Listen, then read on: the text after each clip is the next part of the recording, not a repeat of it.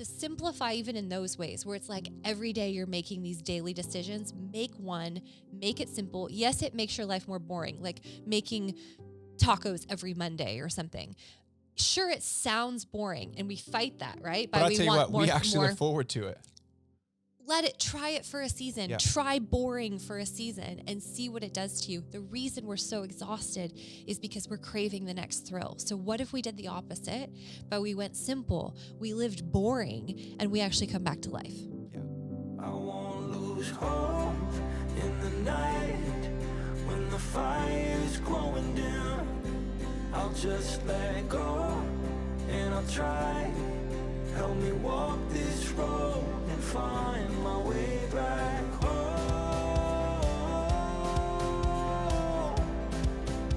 Find my way back home.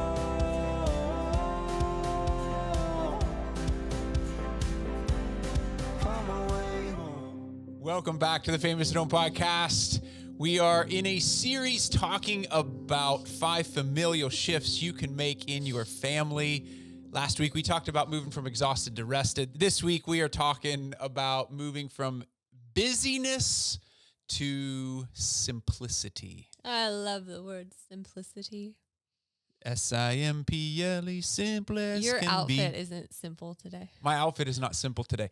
I am layered up today, as you can tell. It is the middle of winter when we are recording this, and I enjoy layering. He's like, if I just add another coat, it'll be fine. I'm layering because I have like just a sweatshirt. No, you're doing great. I am very I'm thin. Canadian. I do not. I am not simple when it comes to my. Josh has 0% body fat. That's not true, I'm sure, but basically. So I think it makes sense. I have other strategies for staying warm. I layer up. I legit every single day in the winter, whether it's 40 degrees, 5 degrees, or I actually 60 degrees, I usually wear a base layer. Do you realize like we're both Northerners? I know. And you have become. This is the first year that I actually have embraced saying that I can enjoy being a Southerner. And listen, if there's no snow on the ground, let's let it be warm. I get it. I so get it. I'm yeah. And the houses here aren't made for it. Like we have all the taps dripping right now because they'd freeze if we didn't. Like it's kind of. I mean, no, it's a cold. thing. It becomes a thing. So and the animals. Let's be honest. We have to take care of the animals now. Yeah. So you talk about simplifying your life. Let's just talk about this. By adding more we animals. are talking about this we're talking about, we talked about this 150-year shift. It's happened in family. We're trying to say we want to get more, we just want to live our lives differently. Yeah. More fulfilled, more excitable, more joyful, more rested, and more simple. And that's what we're talking about today. Because we did a survey of over 700 parents. We did this a few years ago, where we asked, what's your number one greatest parenting struggle today? And it was overwhelmingly, we are either too busy, it's overwhelmed, or too busy, not enough time. Those were the top two. Overwhelmed and busy, not enough time.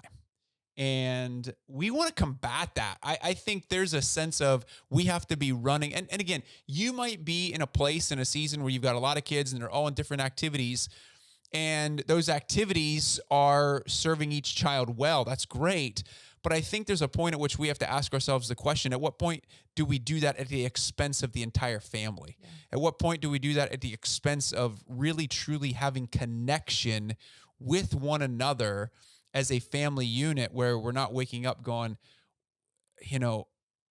why are we doing what we're doing all the time? I think that's a question we need to ask. Well, and I think it harkens back to last week. Harkens. I haven't said that word maybe ever in my life. Except it just singing, came out. The herald angels sing. But harkens. It like calls back. I mean, that actually, this is what this is. This is homeschooling.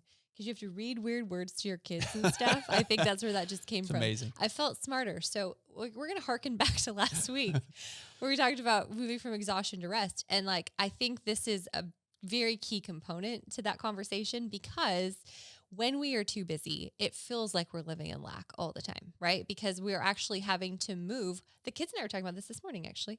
We're talking about, because I've been doing some of the somatic stuff that we do, like in Tender and Fierce, and when I meet with clients and stuff, I've been doing it with the kids because I want them to have this knowledge, this understanding, this ability to attune to their systems, this ability to then minister to their systems so they don't get to the place where we all are in society. And so we've been doing some of the somatic stuff before we start our school day, before we pray. Because otherwise you come in this like heightened state. And when you're living in that state all the time, it is a recipe for anxiety, fear. This is why there's just epidemic unrest, honestly. Well, and to be quite honest, that's why I've simplified my life. I've needed to do that. I've simplified my life to waking up at 5 or 5:30 every morning because I've had to do that so that I can start my day with that. Start my day with that feeling rested, whether it's because I worked out, I spent time with God, I was in imaginative prayer and asking God to show me what he wants me to do for that day and who I need to talk to. And I just think it has shifted how I enter a day. And because if you're too busy, it is because there's not enough time, or that's what it feels like. Yeah. It feels like time is the commodity that's lacking. And therefore we are in this constant, perpetual rushed state, which is honestly fight or flight, where we're just racing from the thing to the next thing. And we can't actually be present and enjoying the thing that we're doing. And what's fascinating about this is I love Jamie Winship. I mentioned him, but he mentions this. I just got done reading Living Fearless again. And one of the things he said is there are two types of time in the Bible. There's chronos and there's kairos time. And so chronos is it's the minutes and seconds, right? So it is you can't waste time, so to speak, right?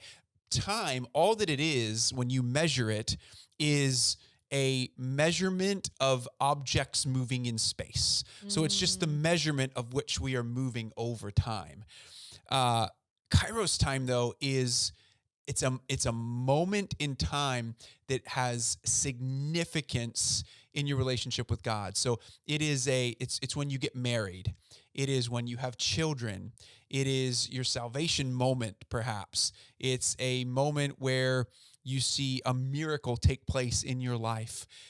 These are those moments, and we can delay those moments by how we're living our lives. And God can even redeem the years the locusts ate by having one of those moments.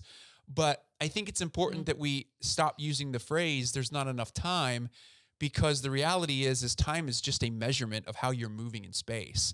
And so we have to pay attention to that.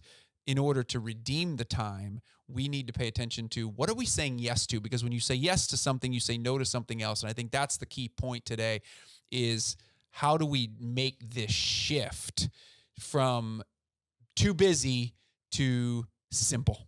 Well, and I think that's exactly what you're saying, though. Like, too busy means I'm trying to put too much in that amount of time.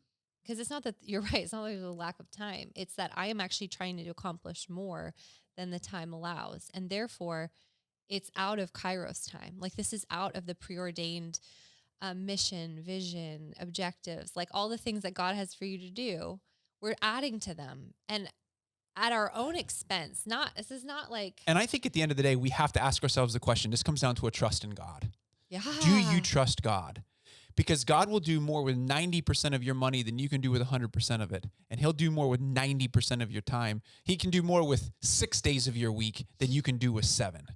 And do you trust him in that? And in the margins. I think this is where people, when we're saying like we're too busy, often I think like when you're talking about, if we're looking at it through the lens of a family, through the lens of a marriage, through like a family system, this is like we are going from thing to thing to thing to thing to thing without margin, without buffer, without those extra spaces where there isn't something planned. Because we look at the calendar, and if it's blank between 12 and 1 o'clock, it's like, yeah, I can meet you for coffee. Because on the calendar in the Chronos time, it's available. Yeah. And I think what we want to posit today is like throwing out this idea that is that time available, or should it be available? Because what is not on the calendar is those margins, is the windows where we're able to come down off of this roller coaster of, it's not even a roller coaster often. It's more like a hamster wheel, like where it just doesn't end and we just keep And going. what we're doing is we're exposing our kids to that hamster Yes. wheel.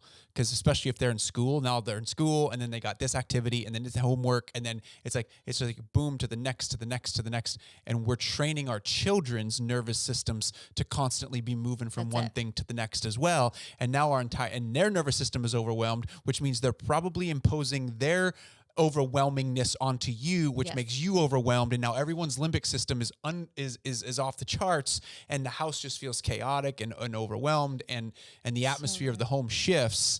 And we write about this actually as one of the decisions in the Famous at Home book. We'll put that in show notes today. But it's like we have to be able to pay attention to what are the things that are on our calendar that we have to start saying yes and no to. And if it's a heaven's yes for us, like heaven's yes, boom, we're there.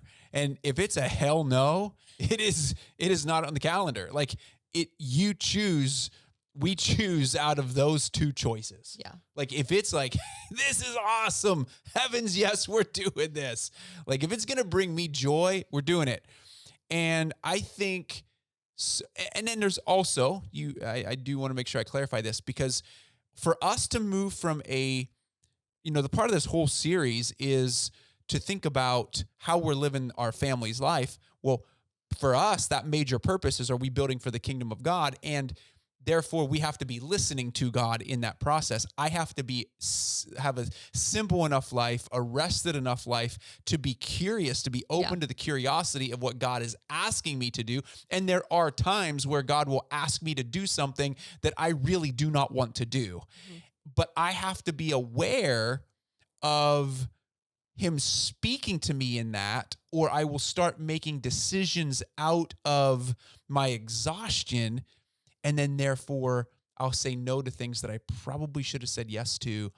And I think it's important for us to, so I just want to clarify, it's not just always about, picking the best thing, but it's picking the best thing that God has for building his kingdom for our family. Well, and also being careful that you're not saying yes to too much of the good thing, right? Yeah. Because Totally. there has been I think with friendships, like the number of times it's like, well, when's the next time? Like we're trying to get something on the calendar.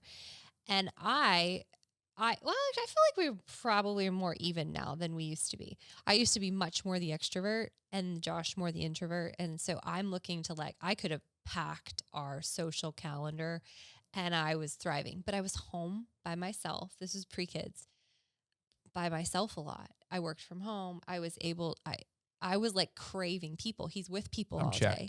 And he comes home, he's like, I want no more people. And I'm like, I have all these words I want to say.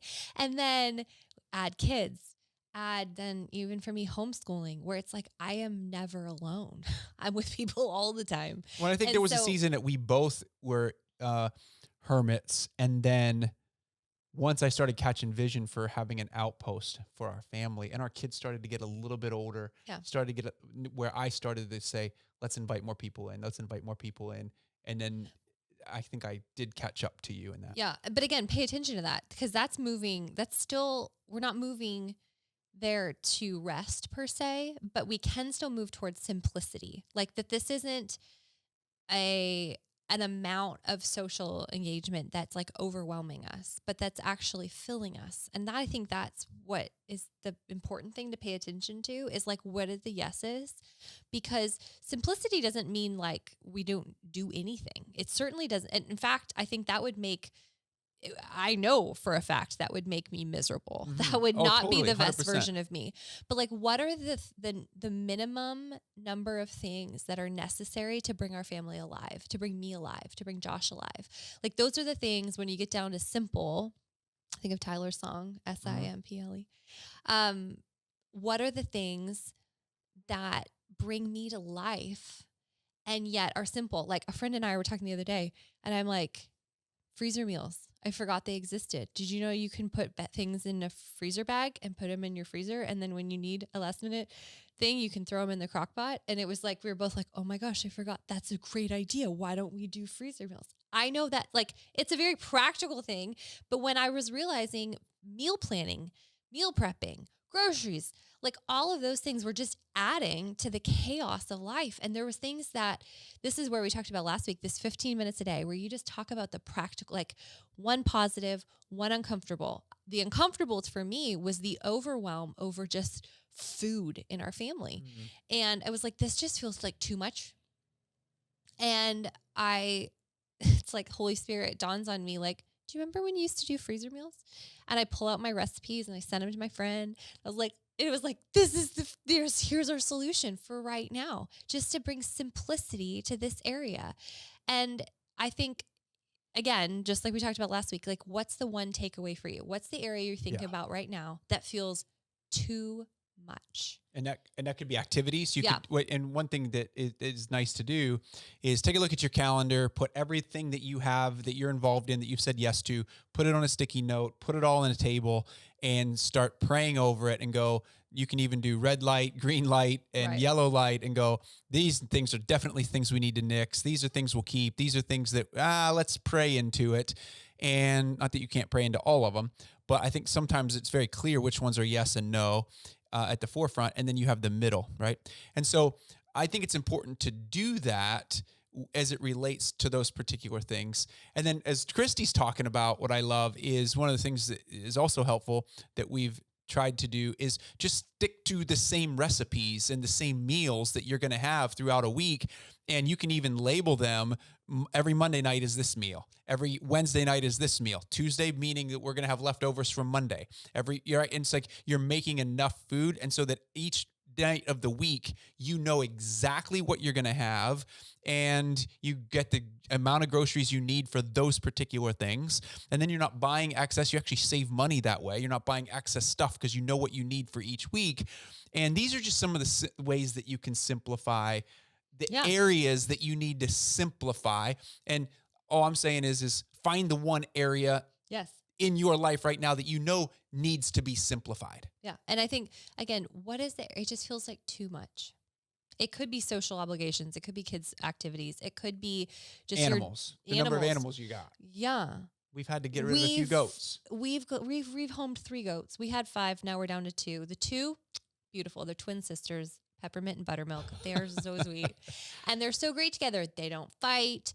Anyway, it's peaceful. It's simple. Even though we did add goats, but simple. But again, finding and I think some of that too is finding how much challenge, right? Like, because we're not also just coasting into like challenge and life-giving. Challenge and life-giving are important. Yeah, and life-giving is important. Yet, keeping it within your window of tolerance. We talk about this a ton in Tender and Fierce. The window of tolerance is that span with which your nervous system can respond flexibly without going into threat. And so for some of us, our window of tolerance is like this small, which if you're not watching on YouTube, like I have my fingers very close together, because when you have been in an overwhelmed state for a very long time, your window of tolerance is very small, because like we talked about last week, if you're basically living in threat. So anything added is like, it's too much to the system. As we grow, as we mature, as we simplify, as we learn to rest, as we learn to move and create flexibility in the system, which if you want to learn this stuff very practically, like that is what Tender and Fierce is for women. And I'm not sure you're not quite covering that in the field experience, but for women, that is exactly what we are doing. It is learning to then minister, attune back to our bodies. Like, what are the things and the places where stuck old wounds are holding us back and triggering this constant threat system? And we're wondering why. And so staying within that window of tolerance is really important, because it grows over time, but you have to stay within a measure of safety in order to do that. You don't do it by just bulldozing the system. Like, for example, since really Christmas, I have mostly stayed home.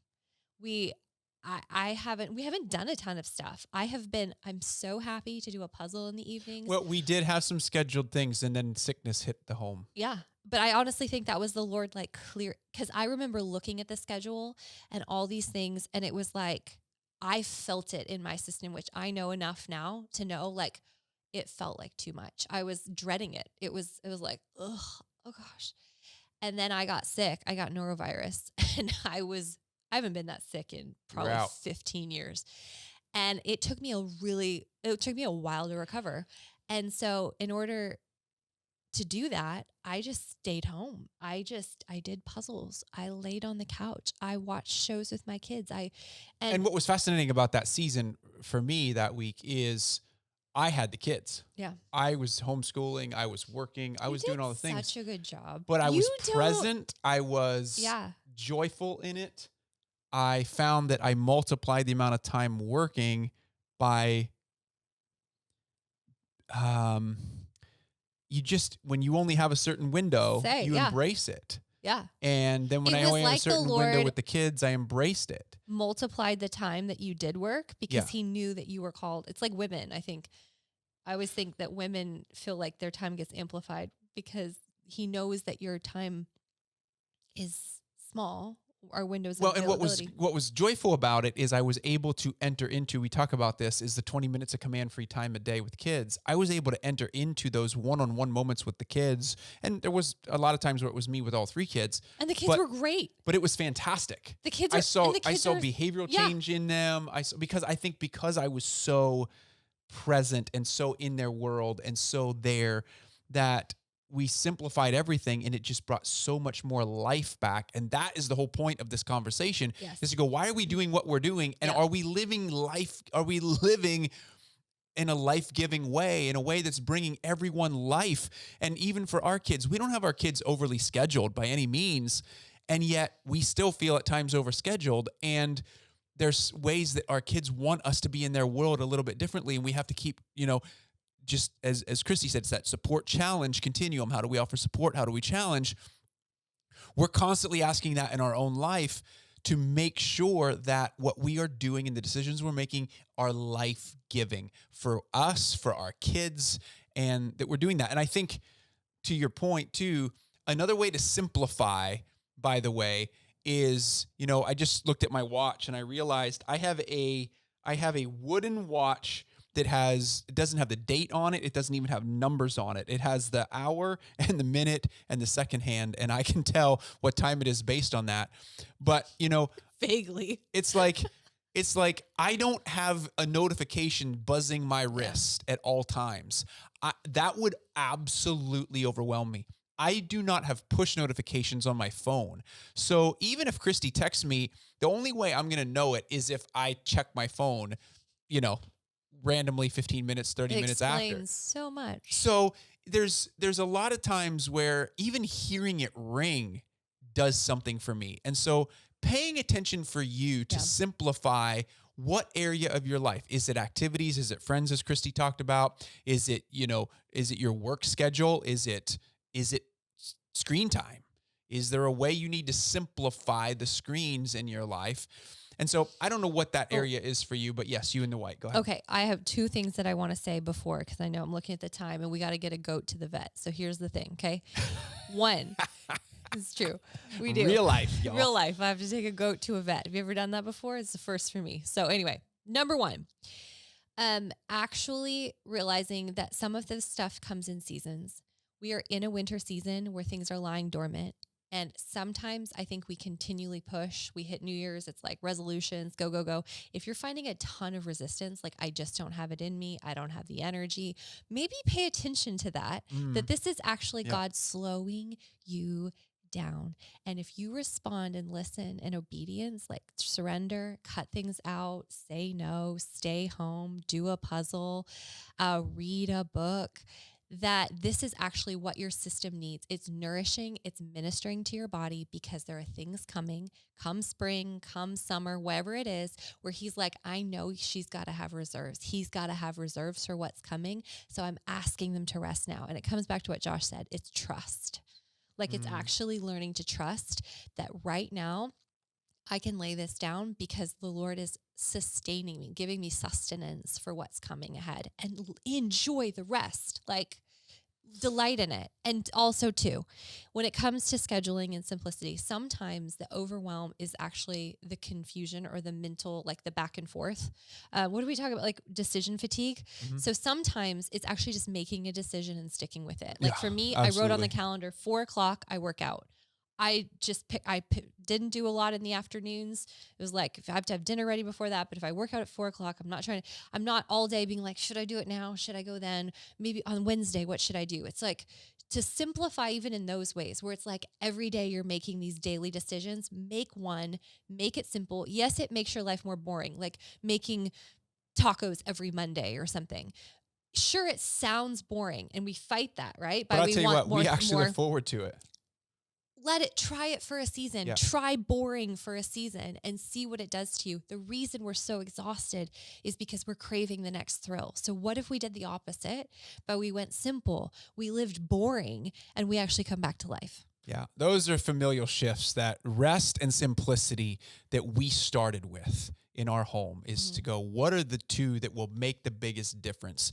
And we're just asking you, as you go throughout this series, last week, what was your most useful takeaway? This week, what is your most useful takeaway? What is the one area of your life that you can most simplify? And here's why. At the end of the day, it's becoming curious to the God around you, to the Spirit of God around you, to listen to him. So in other words, why are we doing what we're doing as a family? It's the question we're constantly asking throughout this series. And in so doing, the question I'm asking myself as I think about that is, there's a lot of self-help books, there's a lot of leadership books, there's a lot of things out there that will help you make decisions about how you should structure your day and set your time and order your life. But at the end of the day, why are you making those decisions? And a lot of times those things will only hold for a season. It's like it's a Band-Aid until you learn to move in and out of the seasons like Christy's talking about, where we're ebbing and flowing, living in a constant state of ongoing rest. And again, not just always constant, like, oh, it's so peaceful, it's so awesome. But there's also the challenge of God challenging us, because, we will have, in this world, we will have trouble, but take heart, he has overcome the world. Well, if he's the one who's overcome the world, then I want to be present with him in all the things at all the time, so that I'm overcoming with him. And so he is the answer to all these things. He's the reason that we are leading our family the way that we are. And I want my children to understand that we submit to him. And the only way they're going to see me submitting to him is by seeing me not trying to do this on my own, but by surrendering. And at the end of the day, that's what this is all about. We rest and we choose simple because we're ultimately surrendering. And what you find in the middle of that surrender is a life-giving, joyful, beautiful life that is everything this world is not offering. And it's everything that probably has you listening to this episode even now to go, I want more. I want more. By wanting less. He is the more. By wanting less. He is the more. He is the simplicity. He is the rest. Until next week, we pray your heart is awakened and your family sees revival. May you find your way